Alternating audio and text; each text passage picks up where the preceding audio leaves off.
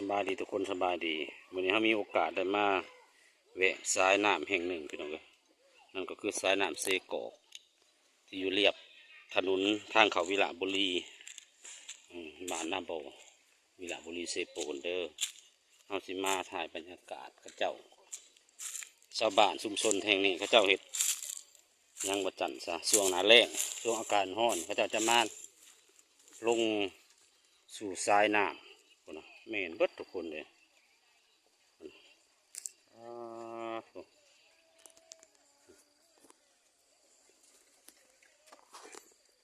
ใครสบายดีโอ้ยเห็น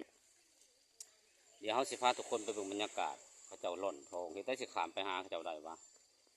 น้ำลึกนี่แต่สิซูมมาให้เบิ่งกับทุกคนเลยมันขามไปบ่ได้น้ำลึกนอกจากว่าที่แก่สูงขาสั่นลุยเป็นนกกระเจ้าเดี๋ยวไปเบิ่งน้ำกันทุกคนน้ำกันเลยบรรยากาศ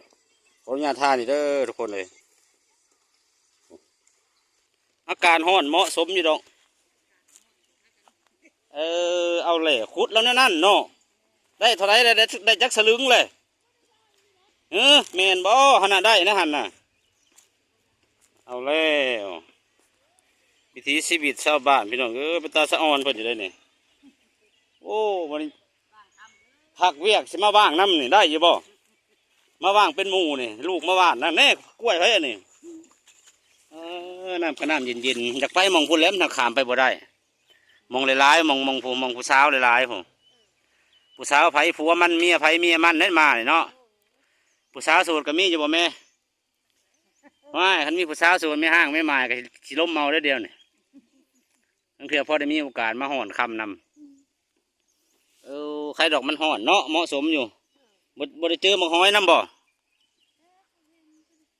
นี่คือวิถีชีวิตพี่น้องชุมชนชาวบ้านแถวนี้ใกล้ๆนี่แหละเพิ่นก็ช่วงหน้าแล้งช่วงอากาศร้อนนี่เพิ่นก็มาล่อนทองเมืองก็สิล่อนเมืองแถวนี้แต่ว่าสิได้ปะจังนี่มันก็สิอยู่น้ำขี้ดินนั่นนี่แหละเนาะโอ้แล้วก็บ้างบันเสียงเวียงกันบ้างใช่ละบ้างเจ้าหน้าไปใช้แหละเอาเลยได้เลยในกระป๋องหันเนาะได้เท่าไรแหละกาบ่ะที่ร่วมไว้แต่ละมือนะได้เพราะสลึงอยู่บ่2 มื้อได้จักสลึงแหละบ่หักได้อยู่เนาะได้มือละหน่อยโฮมไปเรื่อยเนาะห่วยเอาแต่นี้ไปหาหอดปีใหม่เล่ากับเจ้าว่าสิได้เป็น2 สลึงไปจัก2 สลึงรวมไว้ได้ก็ได้เป็นบาททองให้เป็นราคาคือเสมอบรรยากาศไปตามมวลสื่นมันข้าเจ้าได้ทุกคนเลยอันน่ะข้าเจ้าใส่ยังอิ่วเอาทางผลนะข้าเจ้าใส่ระบบอย่างวะคุดเอาละกันมีตะแกรงมียังทางไหนมันอยากไปไกลๆทางไหนเนาะเห็นยังไงวะเดี๋ยวย่างไปพุ่นก็เด้อขอบใจร้านทำแม่บรรยากาศน้องหนุ่มๆสาวๆกู้ภัยเมียลาวเขาเจ้าก็ลงมาหาหอนคำเขาเจ้ามีอุปกรณ์ก็คือพั่วแล้วก็มีอุปกรณ์อีกนึงก็คือบ้างขอท่าอะไรนี่เด้อซูบมาแต่บัดนี้วิธีชีวิตวิธีการหรือว่าวิธีวิธันของการล่อนแร่ทองพี่น้อง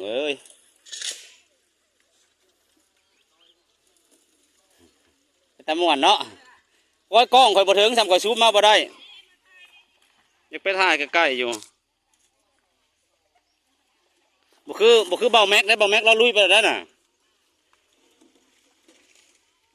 เป็นตาขักอะไรทุกคนเนี่ยไปนี่เป็นเลิกนี่เป็นร่องเลิกนั่นเนี่ย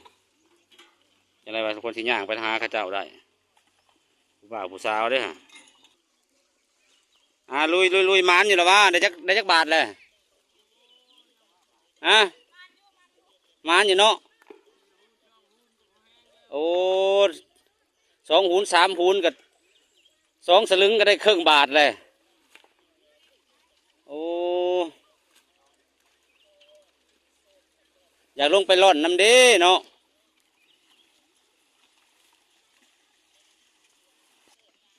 บรรยากาศเขาเจ้าร่อนคำพี่น้องท่านมีสะพานอุตตายถ้ามีสะพานต้องไปทั้งพุ่น10 ต้นน่ะก็จะได้ไข่อยู่พี่น้องมาเบิ่งน้ำกันเด้อทุกคนเลยไก่ไทยลาวพี่น้อง2 ฝั่งโขง อันนี้คือพิธีชีวิตของการล่อนทองของพี่น้องสร้างเมืองวีระเมืองเซโปนเนาะโอ้ตายตายตายตาย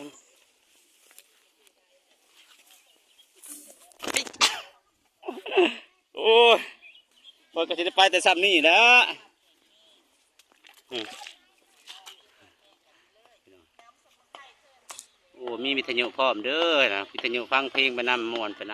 ำเสียทีแต่บ่ได้ไปกับไก่ทุกคนเลยคักกะดีเสียทีแต่บ่ได้ไปบ่ไก่ขอยัดจมน้ำทางพวกกระดาษแม่นเบิดผมอ๋อเป็นตาสอนเขาเจ้าได้เขาเจ้าว่าได้อยู่เขาเจ้าว่าเดี๋ยวบังกล้องเด้อ อายาเราโอ้ยบอกภาษากลางนะบอกภาษาหนึ่งเขาฟังบุคคลเรื่องไปบ่ได้พี่น้องเอ้ยน้ามันเลิกนอกจากว่าสิแก้ส่งไปเห็นน้ำเพิ่นใส่แต่ส่งสลิปเนาะใส่แต่ส่งกางเกงในแล้วก็ย่างไปวันโอ้ผู้สาวเขาจะสิแน่เบิ่งได้โอ้อายกับเจ้าฮะโอ้ยผู้สาวบ่แม่นผู้สาวกับลูกเมียเพิ่นก็อายเขาเจ้าเลยเนาะบ่เป็นหยังเดี๋ยวโอกาสหน้ามาสิเตรียมสูตรมาอันนั้นไปเวียกช่วงสงกรานต์กันยังสิขวัดอยู่ติเดี๋ยวสงกรานต์สิมาแวะลินเด้อสิเตรียมสูตรมามาลอยน้ำสงกรานต์ก่อนหยุดเวียกก่อนขอบอกขอบใจหลายๆเพราะได้แต่ซูมภาพมานี่แหละบรรยากาศเพิ่นร้อนค่ำเด้อทุกคนเด้อเฮาก็สิเก็บภาพบรรยากาศซ้ำนี่ก่อนเนาะถ้าว่าได้ลงในลินน้ำเพิ่นก็สิขากอยู่ดอกนี่จักซุ่มมา1 2 3 4 5 6แม่นเบิดทุกคนเลยลงมาทางใต้ก็ได้เขาจะมาเห็ดแบบเป็นขบวนผดพื้นรีได้เขาจะเป็นเห็ดเป็นหางนั่นจกเอาขี้ดินแล้วก็เทลงไปนะฮะ